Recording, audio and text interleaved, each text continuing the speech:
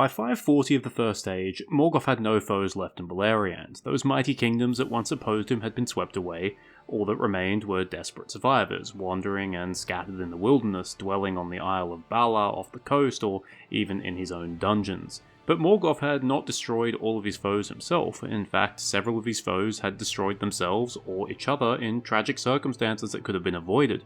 Perhaps the most tragic and pointless of these events was the first sack of Doriath in 503. In this video, we talk about the time elves and dwarves pointlessly killed each other. By the year 502 of the First Age, things were looking extremely grim in Beleriand. Following the Battle of Unnumbered Tears in 472, Morgoth took control of the north, and was now picking off the survivors one by one in Beleriand proper.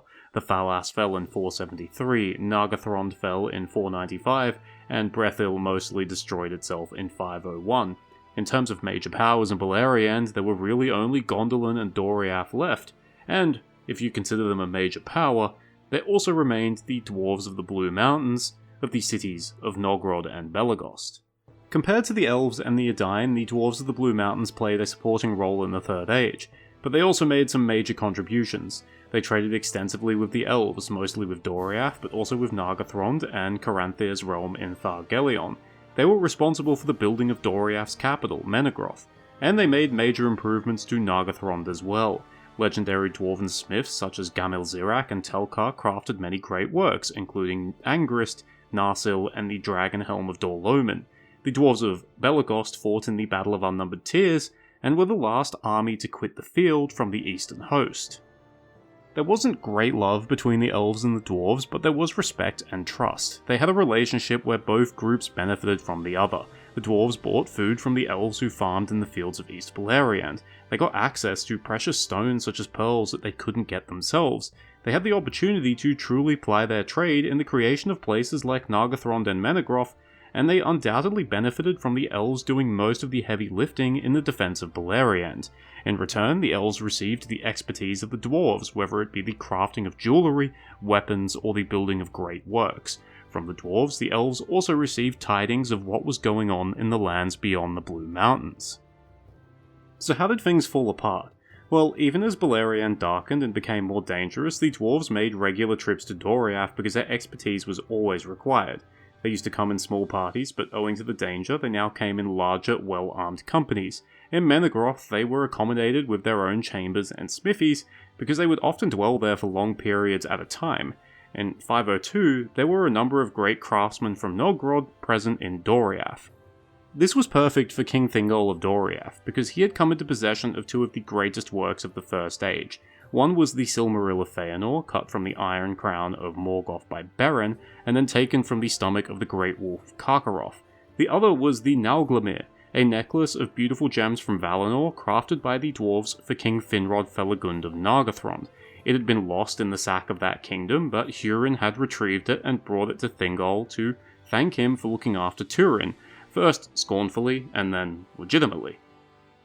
Over time, Thingol had become increasingly obsessed with the Silmaril, getting to the point of where he always had it on his person. After receiving the Nauglamir, he came up with the idea that the Silmaril could be set in that necklace, thus combining the greatest works of the Elves and the Dwarves. So he gathered the craftsmen of Nogrod and asked them if they were up to such a task. The Dwarves consented, but not without intrusive thoughts, because upon looking at the Silmaril and the Nauglamir, they became filled with lust to take it for themselves.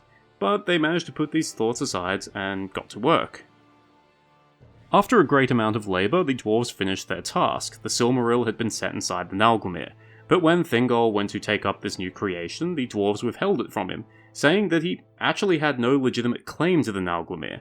It had been created by the dwarves for Finrod Felagund, who had been dead for decades. Sure, Hurin had given the Nauglamir to Thingol as a gift, but their argument was that it was not Hurin's to give away and that he was no better than a thief. They also said they needed it for national security. Wait, no, sorry, wrong timeline. But Thingol saw right through this. If the dwarves just wanted the Nauglamir, they would have said something right away. Instead, they waited until the necklace had been set with the Silmaril, so it was obvious that they wanted both, and that their statement about the claim to the Nauglamir was just a pretext, and a way to disguise their true intent. This enraged Thingol, so he pridefully, and rather insultingly, demanded that they leave Doriath with no compensation. Unfortunately for Thingol, he was alone in the depths of Menegroth with the dwarves, and his words had in turn enraged them, so they killed him. The dwarves then took the Nauglamir and escaped to Menegroth. They seem to have gotten a head start, either because it took a while for Thingol to be discovered, or because the elves were just so shocked at the loss of their leader. Unfortunately for the dwarves, word did spread like wildfire through the forest, and most of them were hunted down and killed before they could escape Doriath. They even managed to kill the dwarf who had the Nauglamir, and they brought it back to Queen Melian in Menegroth. But not all of the dwarves died. 2 did manage to escape, and they made it back to Nogrod.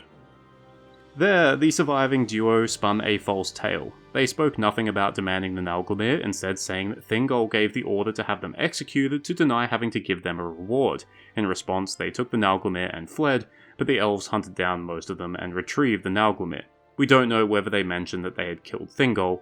It seems likely that they did, but that they would have spun it as self-defense. In Doriath, the elves were in shock. Thingol had been their king since the beginning, and now he had been brazenly murdered in his own home.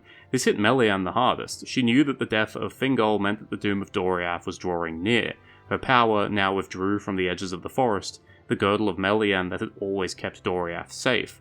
She gave one final command to Thingol's lieutenant, Mablung, telling him to guard the Silmaril, and to send word to Beren and Luthien, who dwelt in Assyriand. After that, she departed Doriath and returned to Valinor. In Nogrod, the mood was not that of sadness, but one of rage. There was no one to challenge the lies of the survivors. Thus the dwarves felt that they had a score to settle. They had to avenge their fallen brethren. Thus, by 503, an army had gathered at Nogrod, intended on marching on Doriath to get revenge, and to retake the Nauglamir. The dwarves of Nogrod even asked their cousins in Belagos to join them, but to the credit of Belagos, they did not, and even attempted to talk the dwarves of Nogrod out of their errand.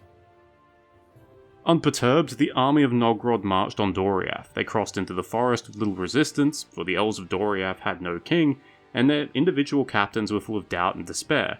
Attempting to fight the dwarves, who were many and fierce, would have been suicide.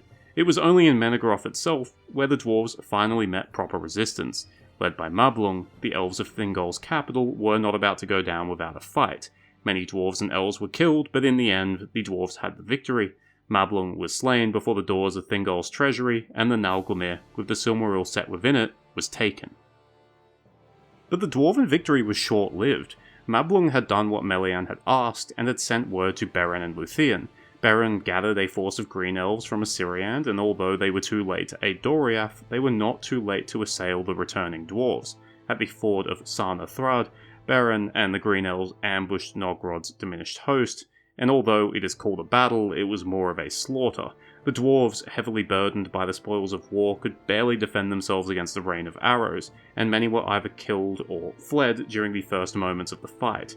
Beren himself waded into the fray and personally slew the Lord of Nogrod, who cursed all of the treasure as he died. Even those few dwarves that escaped the ambush never made it home. As they fled towards Nogrod, they were suddenly attacked by the Ents. Some of them were dwelling in the woods of the Blue Mountains. It doesn't take a genius to realize that this whole thing was utterly pointless. Firstly, it all started over a duel. Thousands of years of relations ended because a group of dwarves couldn't suppress their greed, and neither side could suppress their anger. What makes it worse is that this event wasn't even totally unique. Thingol was not the first king to die because of a Silmaril, nor would he be the last. And this was not the only time a Silmaril had been stolen by a group of fugitives. Secondly, neither side walked away from it having really achieved anything. The Elves of Doriath were left with no king, they had no queen, their best captain and their best warriors were amongst the dead, and the magical barrier that protected the forest was gone. As for the dwarves, sure, the army of Nogrod got to sack Menegroth and they got revenge, I guess, but was it worth it? Because they all died while returning, all of their looted treasure was left in a river, the lord of the city was killed. In the end, thousands died on both sides because a handful of people, in one room, could not control their temper at a critical moment. This event also didn't just happen in a vacuum, it had short and long-term consequences. Doriath would survive under the leadership of King Dior, Beren and Luthien's son, but the loss of the Girdle of Melian meant that the Silmaril in Doriath was no longer beyond the reach of the sons of Feanor. 3 years later, the Feanorians would assault Doriath, Dior would be slain, and Menegroth would be sacked again. Although the Silmaril escaped, Doriath would not rise a third time. The kingdom was left in ruins, and none of it was thanks to Morgoth. As for the long-term consequences, the Sindar elves would never truly forgive the dwarves, even dwarves who had absolutely nothing to do with it. During the Second Age, Celeborn would refuse to pass through Khazad-dûm, and King Orifer of Greenwood purposely moved his people northwards partially because he wanted to avoid interacting with the dwarves.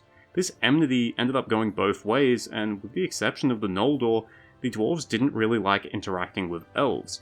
In both The Hobbit and The Lord of the Rings, we see traces of this age-old grudge in full display. I think there's a few things that one can take away from this catastrophe. One is that some things just aren't worth fighting over. Sure, in this case it was two of the most beautiful things ever created, but do they alone really outweigh everything else that could have been achieved together? How many lives were worth sacrificing for them? Another lesson is that when you fight friends, you're always going to lose something, and you're only doing the work of both of your enemies. And finally, it's that actions can have some severe long-term consequences. It's easy to make enemies, it's far more difficult to repair friendships. Thank you for watching, I hope you enjoyed it, or at least found it interesting. Fun fact, the Ruin of Doriath chapter in the Silmarillion was heavily edited by Christopher Tolkien and Guy Gavriel Kay, to the point of it being completely unrecognizable from some of the ideas that Tolkien actually envisioned. Some of them were actually pretty crazy, to be fair, which is why Christopher opted to change them, a change that he later regretted. Maybe I will do a video on it. Cheers, farewell, and remember, you can't spell Nogrod and Menegroth without, oh god, no.